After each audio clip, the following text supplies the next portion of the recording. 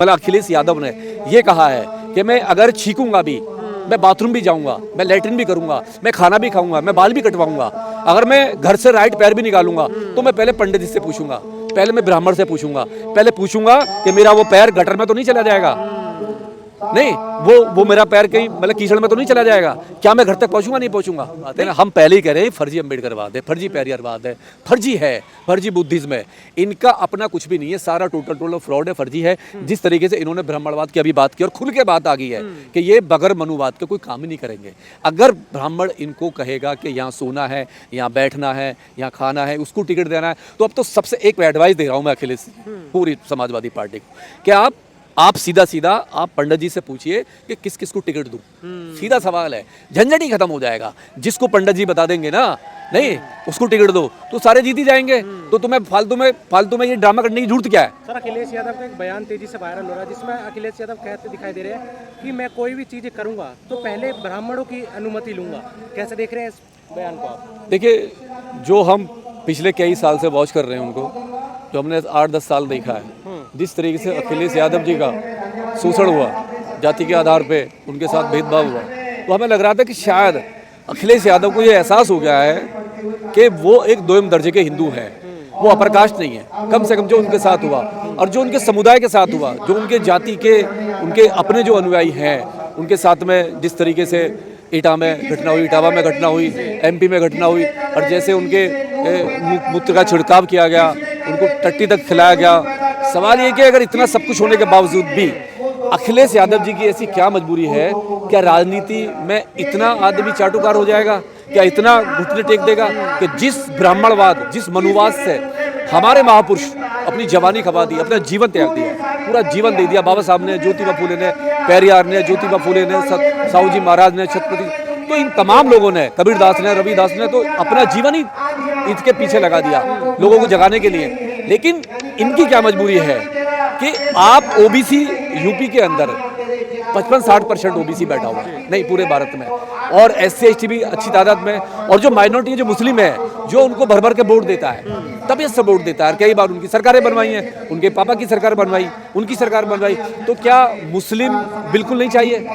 अगर वो इस बात को कहते कि मैं जो भी काम करूंगा अब मौलाना के अनुसार करूंगा, जिन्होंने सरकार बनवाई है, अगर वो कहते कि मैं जो भी काम करूंगा जब तक मौलाना मुझे कुरान शरीफ के अनुसार देख के नहीं बताएगा, नहीं है मेरा शुभ दिन नहीं देखेगा, तब तक मेरी डेट नहीं बताएगा, तब तक मैं नहीं करूंगा। तो ये तो उन्होंने नहीं कहा, ये उन्होंने कहा कि जिस जाति का लोग शोषण कर रहे हैं। सबसे बड़ी बात है कि एक आदमी अपनी पूरी जाति का, अब उसमें जो ना बहुत सारे लोग जो हैं, जो ऐसे भी लोग हैं जो बिल्कुल उस पर चल रहे, अम्बेडकरवाद पर है, जो पेरियारवाद पर चल रहे, जो संत कबीर की बात कर रहे हैं, ओबीसी बहुत सारे मित्र हैं हमारे जो समाज को जगाने का काम कर रहे हैं। लेकिन अब जिस तरीके से मतलब अखिलेश यादव ने ये कहा है कि मैं अगर छींकूंगा भी, मैं बाथरूम भी जाऊंगा, मैं लैट्रिन भी करूंगा, मैं खाना भी खाऊंगा, मैं बाल भी कटवाऊंगा, अगर मैं घर से राइट पैर भी निकालूंगा तो मैं पहले पंडित जी से पूछूंगा, पहले मैं ब्राह्मण से पूछूंगा, पहले पूछूंगा कि मेरा वो पैर गटर में तो नहीं चला जाएगा, नहीं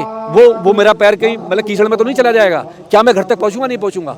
नहीं तो अगर इतनी बड़ा आदमी जो विदेश में पढ़ा हो, नहीं है, जिसकी बीवी भी अच्छी खासी पढ़ी लिखी है, सांसद है, तो उन बच्चों को क्या संदेश दे रहा है? नहीं है, अगर आप एक सत्ता पाने के लिए, कुर्सी पाने के लिए आप इतना इस धर्म मनुवाद को ढोगे, मनुष्य मृत्यु को ढोगे, तो ये जो न्यू जो बच्चा है, नई जो जनरेशन है, जो अभी ठीक से उसको पता भी नहीं है मनुवाद क्या है, नहीं है, और वो जानना चाहता है, लोगों से वो पूछ रहा है, नहीं है, लोग सीख रहा है, तो इससे तो वो उसी रास्ते पे आएगा। यानी जो महापुरुषों की लड़ाई है, जो महापुरुष बड़ी मुश्किल से निकाल के लाए हैं इस ओबीसी को, बहुत सारे ओबीसी हैं जो वापस आए, तो क्या अखिलेश उनको वापस उसी गंदगी में झोंकना चाहते हैं? लेकिन सर, वो उनका निजी राय है ना, वो मान रहे ब्राह्मणों को उच्च, देखिए उच्च है ना ब्राह्मण। देखिए, सवाल ये है, उनकी निजी राय हो सकती है, अगर वो ये कहें कि जी ठीक है मैं ही मानूंगा तो चलेगा, लेकिन जिस तरीके से वो सलाह दे रहे हैं, उनके सारे कार्यकारिणी के लोग बैठे हुए हैं और सबको कह रहे हैं कि हम वही काम करेंगे, तो एक जो ब्राह्मण, आपने देखा होगा जब ब्राह्मण यूपी में जब ये पलटा मारता है ना, तो सरकारें बन जाती हैं। तो जिस तरीके से यूपी में ब्राह्मण का शोषण हुआ है, तो वो केवल शोषण तो हुआ ही है, ये तो है ही है, यूपी सरकार में शोषण बहुत हुआ है, लेकिन अगर ब्राह्मण कहीं सेफ हो रहा है तो रहा है बहन जी की सरकार में। अगर मायावती जी का कार्यकाल देखो तो सबसे ज्यादा जो ब्राह्मण सेफ रहा वहाँ रहा। अखिलेश के भी यहाँ नहीं रहा। अखिलेश की सरकारों में ब्राह्मणों को क्या हुआ सब जानते हैं। लेकिन आप एक तुच्छ राजनीति करके आप पूरे समुदायों को धोखा नहीं दे सकते। सवाल ये कि आप पूरे ओबीसी, एससी, एसटी और जो पीडीए है, आपने पीडीए क्यों बनाया? आपने पीडीए क्या इनको मरवाने के लिए बनवाया? आज भी लोग घोड़ी से जो उतारे जा रहे हैं, मारे जा रहे हैं, नहीं है। और ये अकेले इनका ही नहीं है, अखिलेश यादव का। मैं जो कुछ यादव कम्युनिटी में कुछ ऐसे लोग हैं जो टोटल मनुवादी हो गए। वो पेरियार को भी नहीं जानते, वो किसी को नहीं जानते, या वो जानबूझ के कर रहे हैं। पीडीए चलाने कभी वो संविधान की लड़ाई लड़ता है, कभी वो आरक्षण की लड़ाई लड़ते हैं, कभी वो पीडीए की बात करते हैं। तो तुम पीडीए भी चला रहे हो, संविधान भी कर रहे हो, तो तुम फिर मुस्लिम कहाँ रह गया? सबसे बड़ा बात है, क्या आपको वोट ही चाहिए? मुस्लिम के लिए आपने क्या कर रहे हो? नहीं, अगर आप सारी चीज़ें लेके जा रहे हो, मनुवाद को ढो रहे हो, आप पंडित के बगैर कोई काम नहीं करोगे। अरे ऐसा तो हो ही नहीं सकता। नहीं, अगर ऐसा होता तो आपके साथ में जब भेदभाव हुआ, आपके शोषण हुआ, आपको मालूम चल जाना चाहिए था। और आप कह रहे हो कि मैं सोचता हूँ वो पंडित जी बता देते हैं। यानी जो उनके दिमाग में रहता है, जो उन्होंने लिखा, बड़े बड़े ज्ञानी वो बता रहे हैं कि पंडित बहुत ज्ञानी होते हैं, वो तो पर्दे के पीछे का बताते हैं। अरे पर्दे का पीछे बता देते हो तो भाई तुम्हारे साथ शोषण हुआ तो तुम्हारा क्यों नहीं बताया? तुम्हारे लोगों का जब शुद्धिकरण हुआ, जब मूत्र छिड़काव हुआ, जब उनके बाल काटे गए, चुटियाँ उखाड़ी गई, तो तुमको बता देते ना तुम्हारे लोगों के साथ ये हो रहा है। लेकिन ऐसा तो नहीं हुआ। सवाल ये कि तुम मूर्ख बना रहे हो। जो महापुरुषों की लड़ाई है, इवन तुम्हारे फादर की भी जो लड़ाई है, आप देखो लालू सिंह यादव है, बड़ी अच्छी लड़ाई लड़ी है, इसी समाज में लेकर लड़ाई है, नहीं है। शरद यादव है, टॉप क्लास के इंजीनियर थे, बात करते थे, केवल उसी की बात करते, तार्किक नहीं। और तमाम ऐसे मुख्यमंत्री हैं देश के अंदर, स्टालिन जैसे हुए हैं जो आज भी तर्क की बात कर रहे हैं। लेकिन इनको ऐसी क्या वो है, क्योंकि सत्ता पाने के लिए आप कुछ भी कर सकते हो। लेकिन सर ये तो अपने आप को अम्बेडकरवादी बता रहे, दूसरी तरफ ऐसा बयान दे रहे हैं। अब यही तो बात है ना, हम पहले ही कह रहे हैं फर्जी अम्बेडकरवाद है, फर्जी पेरियारवाद है, फर्जी है, फर्जी बुद्धिज्म है। इनका अपना कुछ भी नहीं है, सारा टोटल फ्रॉड है, फर्जी है। जिस तरीके से इन्होंने ब्राह्मणवाद की अभी बात की और खुल के बात आ गई है कि ये बगैर मनुवाद के कोई काम ही नहीं करेंगे।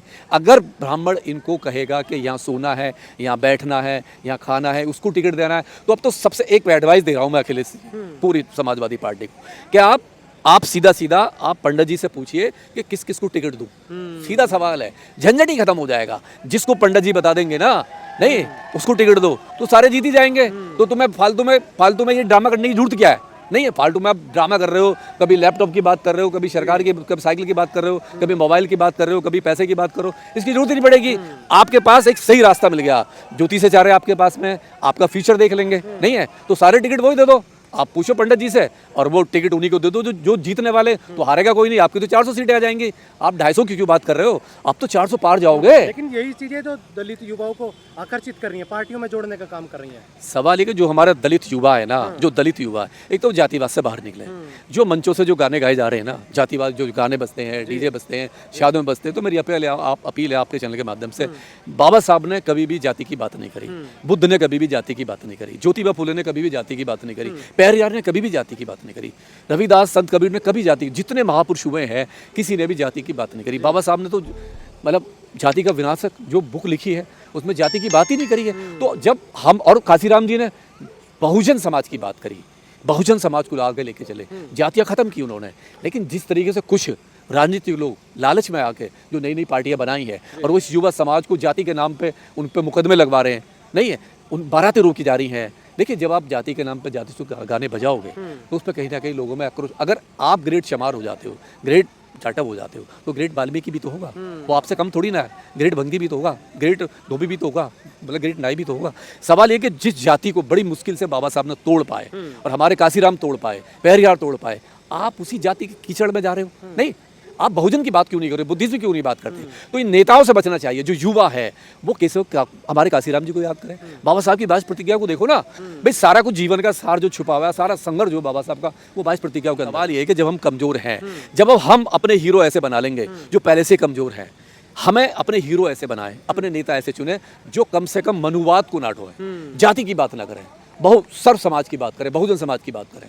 नहीं, आप जब बहुजन समाज की बात करो, और ये प्रैक्टिकल हुआ है। अभी आप देखिए करना, उसमें जो तमिलनाडु में किया हुआ, स्टालिन ने करके दिखाया, स्टालिन ने पूरा प्रैक्टिकल कराया। और स्टालिन को देखते हुए डीएमके ने किया, एआईएमके के बीजेपी ने तक ने किया, नहीं दिया टिकट, बाहर कर दिया। सवाल ये कि आपकी इच्छा शक्ति होनी चाहिए कि आपकी इच्छा शक्ति क्या है। अगर आप कमजोर नहीं हो और महापुरुषों के बताए रास्ते पे चल रहे हो तो आपको सब कुछ मिलेगा। स्टालिन को मिला ना, काशीराम जी को मिला ना, भाई इसी देश में मिला है, कोई बाहर से थोड़ी ना वो लोग हैं। लेकिन आपको एक रास्ते पे चलना पड़ेगा जो मजबूत रास्ता है। अगर आप उससे भटकोगे तो आपका जो विजन है जो आप जो विजन की बात कर रहे हो ना, आपका विजन फेल हो जाएगा। देखिए, बुद्ध ने साइंस की बात करी, पेरियार ने साइंस की बात करी, कबीर ने साइंस की बात करी, रविदास ने साइंस की बात करी, जितने भी हमारे हुए सब ने साइंस की बात करी है। और साइंस से ही देश में हमारा नाम है, हमारा देश का नाम है। अब जितना हमारे लोग साइंस पढ़ के, एजुकेशन को लेके बाबा साहब के रास्ते पे चले, और ये ओबीसी एससी एसटी समाज बल्क में ऊपर गया है ना, जो IAS PCS डॉक्टर बना, आज पॉलिटिशियन भी है, बड़ा बड़ा अधिकारी है, गाड़ी चलाता है, सोने की खानों का मालिक भी है। तो इस मनुवाद को पेट में यही दर्द है कि हम इसको सबसे पहले एजुकेशन खत्म करें। अगर आपको किसी को परमानेंट गुलाम बनाना हो ना, बंधुआ मजदूर बनाना हो, तो सबसे पहले आप उसकी एजुकेशन पे हमला करो, उसको अंधविश्वास के रास्ते में पहुंचो, और ये उसी पे लेके जा रहे हैं। खबरें तो ये भी आ रही हैं कि दलित बन रहे हैं ब्राह्मण, जनेऊ धारण कर रहे हैं अब। जो दलित ब्राह्मण बने हैं उनसे एक ही सवाल है, वो कौन से वाले ब्राह्मण बने हैं, कौन से वाले? वो शादी कहाँ करेंगे, बारात कहाँ करेंगे, रिश्ता कहाँ होगा, हुक्का पानी किसके साथ करेंगे? क्या वो जो शर्मा के साथ कर सकते हैं? क्या वो मिश्रा के साथ कर सकते हैं? दुबे के साथ कर सकते हैं? नहीं कर सकते। पांडे के साथ नहीं कर सकते। सवाल ही पैदा नहीं होता। उन पर ठप्पा लग जाएगा कि ये नवीन ब्राह्मण है, और नवीन ब्राह्मण के नाम से उनका आए दिन शोषण होगा, क्योंकि उनकी जाति पीछा नहीं छोड़ेगी। चाहे वो कुछ भी बन जाए, जाति हमेशा रहेगी। अगर वो रोटी बेटी का रिश्ता होता है, अगर वो सर्व समाज उनको कबूल करता है, तो ठीक है, मैं भी बन जाऊंगा। फिर क्या, फिर तो सारे बन जाएंगे ब्राह्मण, पूरे देश में पूरे ब्राह्मण बन जाएंगे, सब पहन लेंगे जनेऊ। लेकिन आपको जमीन पे काम करना पड़ेगा। आप रोटी बेटे का रिश्ता करो ना, आइए बनाओ रिश्तेदार।